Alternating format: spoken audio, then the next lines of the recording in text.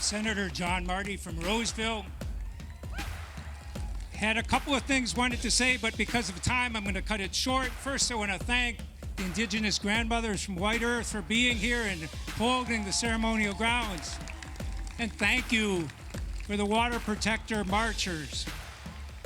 We've been fighting for well over 5 years to stop Line 3 in the regulatory process in the PUC, at the Capitol, in the courts.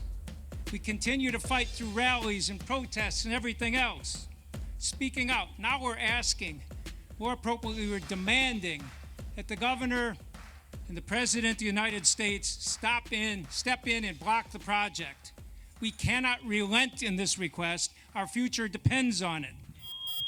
The recent UN climate report called climate change a code red for humanity. The alarm bells are deafening, they said. The evidence is irrefutable. And we're hearing an urgent effort to stop a pipeline that will not only maintain, but will significantly increase our greenhouse gases when we're supposed to be stopping them. Winona LaDuke, in her eloquent letter from the Wadena County Jail the other day, it was eloquent. Do find it, do read it.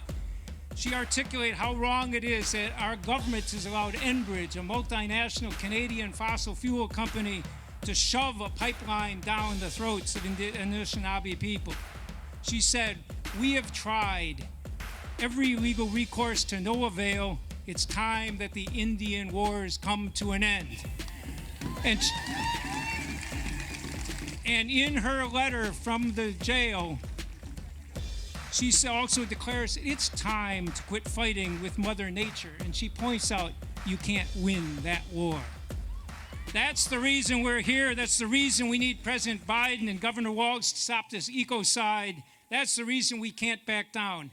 As the essayist Wendell Berry said 20 years ago, whether we and our politicians know it or not, nature is party to all of our deals and decisions, and she has more votes, a longer memory, and a sterner sense of justice than we do.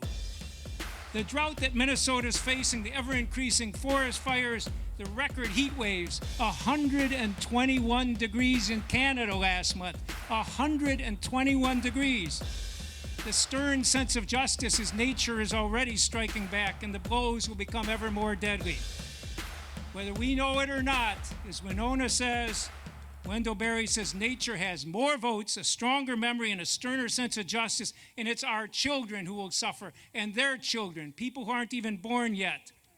They'll suffer far more than the politicians and the investors in Enbridge ever will. We don't have a choice. We can't relent. Please, Governor Walz, please, President Biden, this isn't a political decision. It's a decision that matters for your children and our children and their children. It matters for those not yet born. Give those generations a chance to look back at us. And thank you for giving them a chance rather than looking at our generation saying, why did you sit idly by when this happened? We have no choice.